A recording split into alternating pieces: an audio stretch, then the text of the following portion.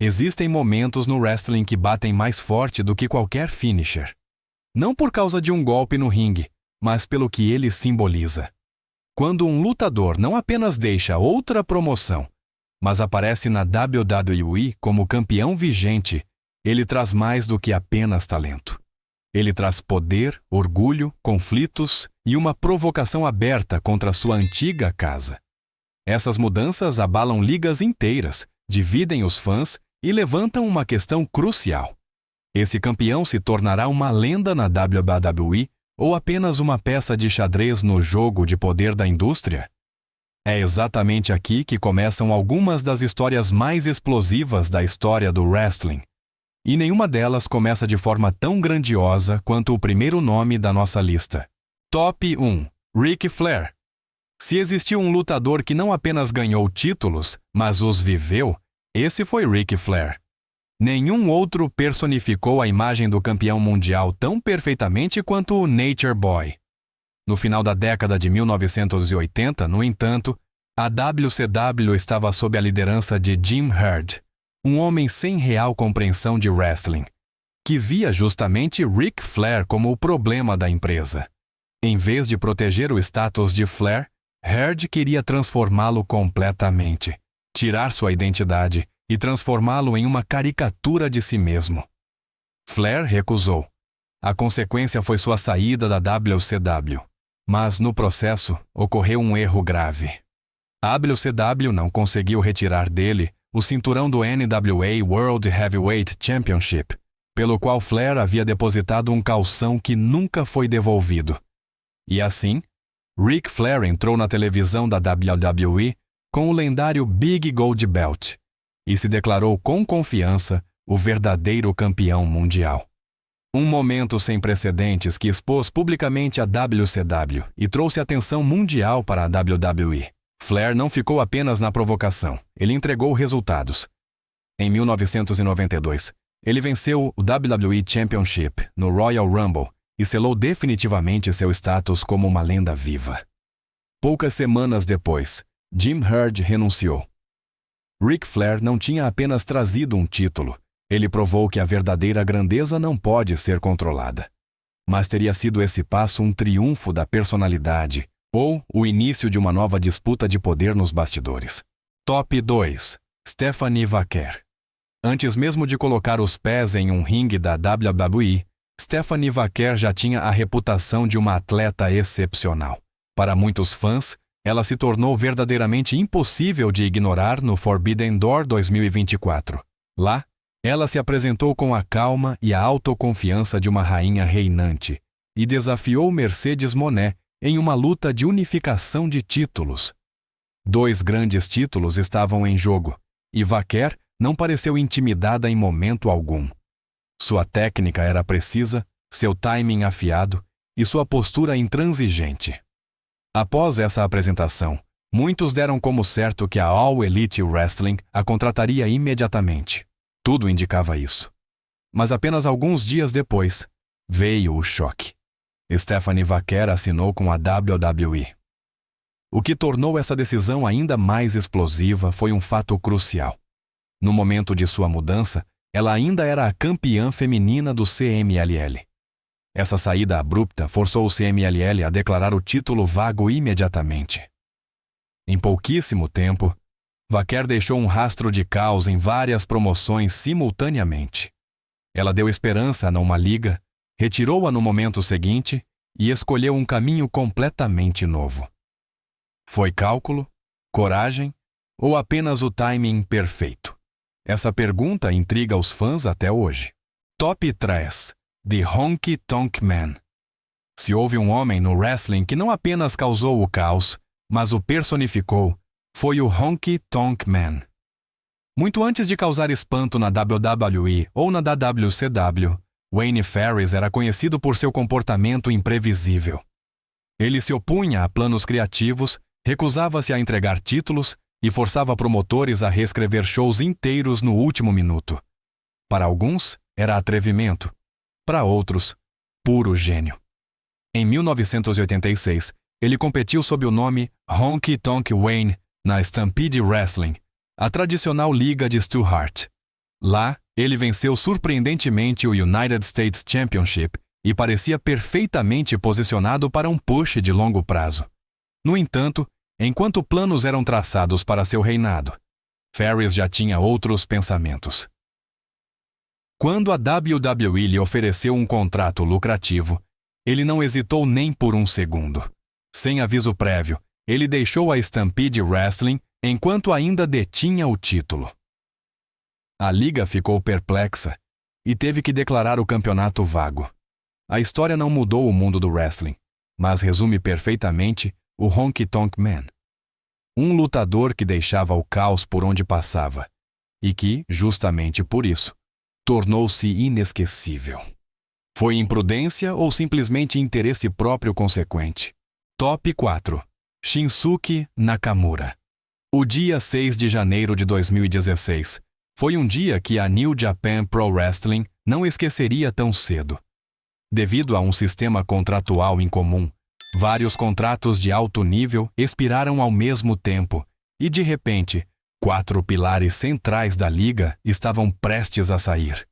Entre eles estava Shinsuke Nakamura, o homem que moldou o IWGP Intercontinental Championship mais do que qualquer outro. Apenas alguns dias antes, Nakamura havia entregado uma obra-prima no Wrestle Kingdom 10. Em uma luta épica contra AJ Styles, ele defendeu o título intercontinental e provou novamente porque esse cinturão, sob sua liderança, estava quase no mesmo nível do título mundial. 5 reinados, inúmeros clássicos, uma identidade inseparável desse título. Mas apenas 2 dias depois, veio o anúncio que mudou tudo. Nakamura estava deixando a New Japan enquanto ainda era o campeão vigente. Para a NJPW, isso foi um choque. O homem que deu valor ao título desapareceu sem devolvê-lo oficialmente. A liga teve que reagir rapidamente e entregou o cinturão a Kenny Omega para preencher o vácuo criado. Mas a verdadeira questão permaneceu. Se até Nakamura foi embora, quem seria o próximo? Top 5. Haku. Os últimos meses da World Championship Wrestling foram frequentemente comparados à queda de um império. Tudo era caótico, imprevisível e marcado por decisões que pareciam mais desespero do que planejamento. Em meio a esse declínio, ocorreu uma das mudanças de título mais bizarras da história moderna do wrestling. E no centro estava Haku, na época ainda conhecido como Ming. No Pay-Per-View Sim 2001, Ming venceu surpreendentemente o WCW Hardcore Championship em uma luta triple threat brutal contra Terry Funk e Crowbar. Em uma liga que estava prestes a entrar em colapso, essa vitória parecia inicialmente sem importância.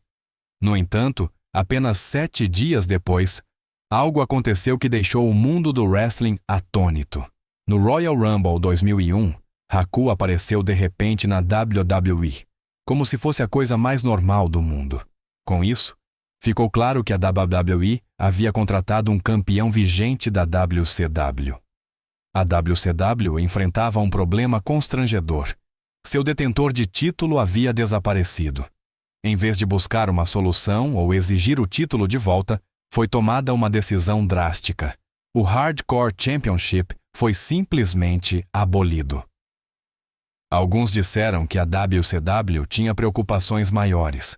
Outros disseram que ninguém queria ser aquele que pediria o cinturão de volta para Haku. Qual explicação parece mais plausível para você? Top 6. Ricky Rude. Poucos lutadores personificaram a autoconfiança e a provocação calculada, tanto quanto Ricky Rude. Suas aparições sempre pareciam controladas, quase arrogantes, mas nos bastidores, Rude era conhecido por decisões que abalavam promoções inteiras.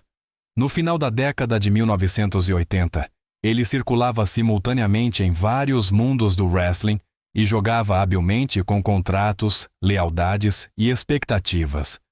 Naquela época, Rude fazia parte das Jim Crockett Promotions, onde venceu o NWA World Tag Team Championship junto com Manny Fernandez.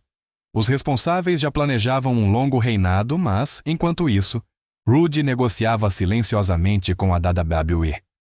Quando a oferta chegou à mesa, ele não hesitou muito.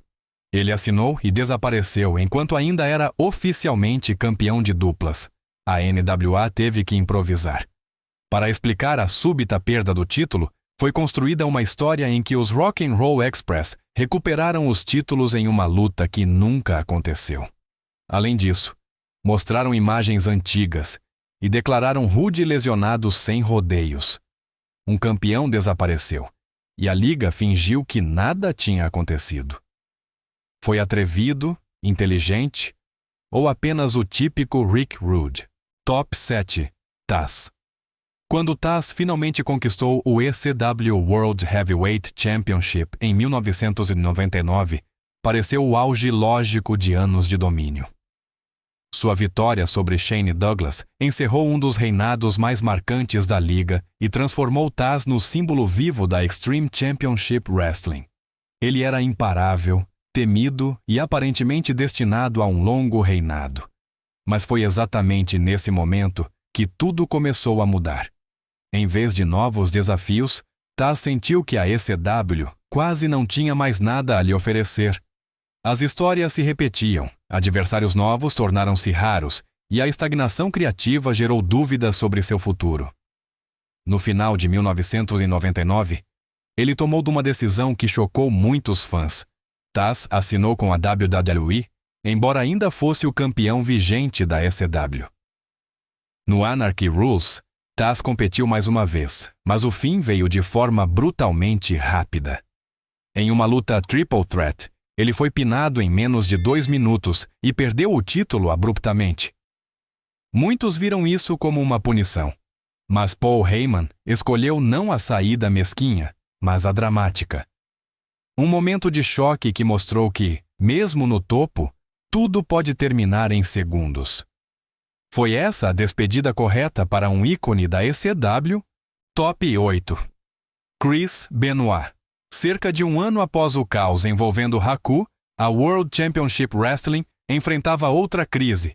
O clima nos bastidores estava envenenado, muitos talentos sentiam-se travados e ignorados. Um deles era Chris Benoit, um lutador excepcional cujo futuro na WCW parecia cada vez mais sombrio.